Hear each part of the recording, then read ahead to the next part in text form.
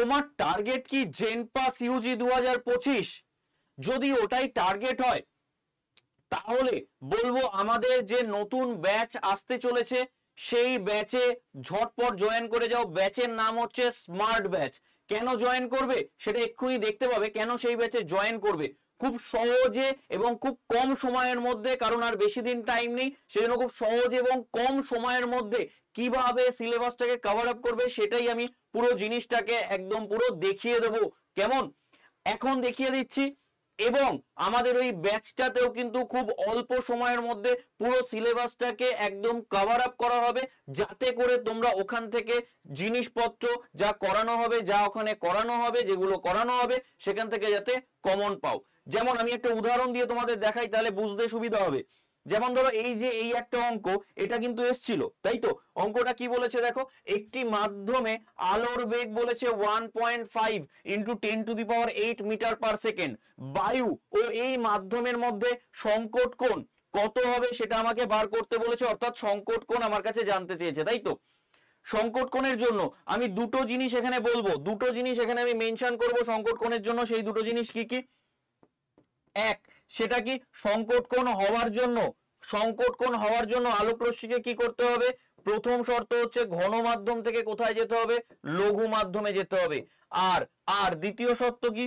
দ্বিতীয় শর্ত বা দ্বিতীয় পয়েন্ট যদি বলি আমি, তাহলে কি বলবো? যে সংকট কোণ হওয়ার জন্য, ঠিক আছে, সংকট কোণ হওয়ার জন্য, বা এরকম ভাবে বলা ভালো, যে আপতন কোণের জন্য, কি বললাম? যে আপতন কোণের জন্য, যে আপতন কোণের জন্য প্রতিসৃত কোণ, ঠিক আছে, প্রতিসৃত কোণ কত ডিগ্রি হচ্ছে? 90 ডিগ্রি। সেই আপতন কোণকেই কি বলা হচ্ছে? সেই আপতন কোণকেই বলা হচ্ছে সংকট কোণ। তো এই সংকট কোণটাই আমার কাছে জানতে চাওয়া হয়েছে।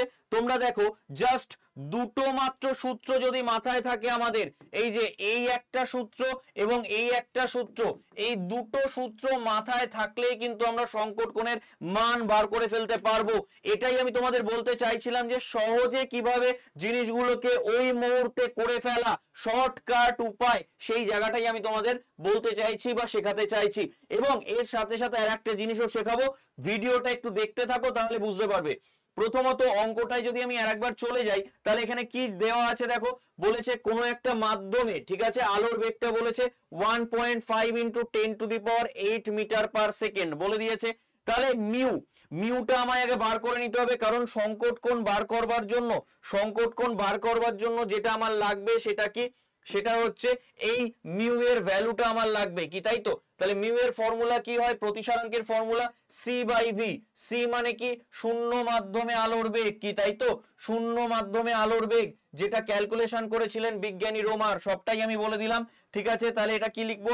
আমি লিখবো mu is equal two c/v। তাহলে c কত? 3 ইন্টু 10⁸ মিটার পার সেকেন্ড। আর ভিটা ওখানে বলেই দেওয়া আছে কত? 1.5 ইন্টু 10⁸ মিটার পার সেকেন্ড, তাই তো? তাহলে এটা কেটে গেল, যদি এটাকে ক্যালকুলেশন করি তাহলে কত আসছে? এখান থেকে মিউ ইজ ইকুয়াল টু চলে আসছে 2, তাই তো? মিউ ইজ ইকুয়াল টু চলে আসছে 2, পয়েন্ট তুলে দিলে এখানে আসছে 10, কি তাই তো? পয়েন্ট তুলে দিলে 10, মানে এটা হয়ে যাচ্ছে কত? 3 10 এই জায়গাটায় কত হয়ে যাচ্ছে? 30/15, তাই তো? তাহলে মানে যদি কাটাকুটি করি কত আসছে? 2। তাহলে মিউ এর ভ্যালু কত পেয়ে গেলাম আমরা? 2 পেয়ে গেলাম। এই যে রিফ্র্যাক্টিভ ইনডেক্স বা প্রতিসারাঙ্ক একটা unit and dimensionless quantity, দেখো এক্সট্রা ইনফরমেশনও এর সাথে তোমরা পেয়ে যাচ্ছ। এই ফর্মুলাটা কাজে লাগিয়ে আমি মিউর ভ্যালু পেয়ে গেলাম 2। এবার আমায় মেইনলি বার করতে হবে কি? Theta C, sine theta C. C মানে হচ্ছে ক্রিটিক্যাল অ্যাঙ্গেল, যেটাকে বাংলায় আমরা বলছি সংকট কোণ। তাহলে আমি যদি এখানে লিখি sine theta C equal to কি? Sine theta C equal to 1/μ, তাই তো? তাহলে আমি এখান থেকে লিখি sine theta C is equal to মিউর জায়গায় কত বসাবো? 1/2 হয়ে যাচ্ছে, মিউর জায়গায় যদি 2 বসাই 1/2। এবার সাইন কতর ভ্যালু 1/2 কি করে বার করব? তার জন্য একটা শর্টকাট ট্রিক্স দেখিয়ে দিচ্ছি। নিজের এই যে বাঁ হাতটা, এটা হচ্ছে 0 ডিগ্রি, এটা 30 ডিগ্রি, এটা 45 60 90, মনে থাকবে 0 30 45 60 90, ঠিক আছে? তাহলে 0 30 45 60 90। আমি এবার এই আঙুলটাকে মুড়ে দিলাম, ঠিক আছে? এই আঙুলটা কত ডিগ্রি আমার? 30 ডিগ্রি। এই আঙুলটার নিচে কটা আঙুল আছে? একটা আঙুল আছে, বোঝাতে পেরেছি? এই আঙুলটা 30 ডিগ্রি আমি ধরেছি, এই আঙুলটাকে মুড়ে দিলে নিচে কটা আঙুল আছে? একটাই আঙুল আছে, তাই তো? তাহলে আমি একটা ফর্মুলা লিখে নেব, সেটা কি √/4। এই যে একটা আঙুল বেঁচে আছে, এই একটা আঙুলকে কোথায় লিখবো, ওপরে লিখবো। তাহলে এটা কত চলে আসছে সলভ করলে, হাফ। তার মানে হাফটা কার ভ্যালু চলে এলো, এটা চলে এলো sin 30 ডিগ্রির ভ্যালু। কি ঠিক আছে, এটা চলে এলো sin 30 ডিগ্রির ভ্যালু। এইভাবেই cos ও tan বার করা যায়। cos বার করার জন্য যে আঙুলটা মুড়েছি অর্থাৎ cos 30 যদি নিতাম, উপরের আঙুলগুলো দেখতাম। ঠিক আছে, এরকমই সুন্দর সুন্দর শর্টকাট ট্রিক্স এর মাধ্যমে আমি সবকিছু শিখিয়ে দেবো তোমাদেরকে অবশ্যই। তাহলে এখানে কত এলো sin 30 ডিগ্রি, তাহলে এখানে কত হয়ে যাচ্ছে sin θc ইকুয়াল টু লিখতে পারি আমি sin 30 ডিগ্রি, তাই তো। এবার আমার কাছে কি জানতে চেয়েছিল, এই θc ক্রিটিক্যাল অ্যাঙ্গেলটাই জানতে চাওয়া হয়েছে, সেটা ইকুয়াল টু কত হয়ে যাবে তাহলে 30 ডিগ্রি। তাহলে θc ইকুয়াল টু কত হয়ে গেল, 30 ডিগ্রি। তাহলে এখানে যে অপশনগুলো আছে সেই অপশনগুলোর মধ্যে আনসার কোনটা হয়ে যাবে, অপশন এ হয়ে যাবে কারেক্ট আনসার। তো এরকমই সুন্দর সুন্দর ভিডিও দেখবার জন্য এবং শর্টকাট ট্রিক্স শেখবার জন্য অবশ্যই আমাদের স্মার্ট স্কুল বেঙ্গলি যে চ্যানেলটা রয়েছে সেই চ্যানেলটাকে অবশ্যই ফলো করে রাখো, সেই চ্যানেলটাকে সাবস্ক্রাইব করে রাখো, বেল আইকন প্রেস করে রাখো।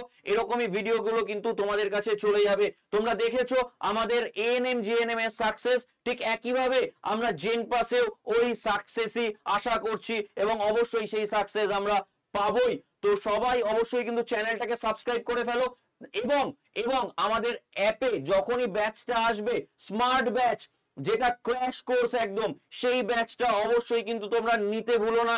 কথা দিচ্ছি দারুণ ভাবে ফাটাফাটি ভাবে ব্যাচে ক্লাস করানো হবে, যাতে তোমার আর অপেক্ষা না করতে হয়, এইবারে পরীক্ষা ক্লিয়ার হয়ে যায়, কোনো অসুবিধা না হয়। তো এরকমই সুন্দর সুন্দর ভিডিও দেখবার জন্য আবারও বললাম আমাদের চ্যানেলটাকে সাবস্ক্রাইব করে রাখো এবং বেল আইকন প্রেস করে রাখো। চলো দেখা হচ্ছে তাহলে পরবর্তী কোনো ভিডিওতে। আজকের মতো টাটা, থ্যাংক ইউ সবাইকে।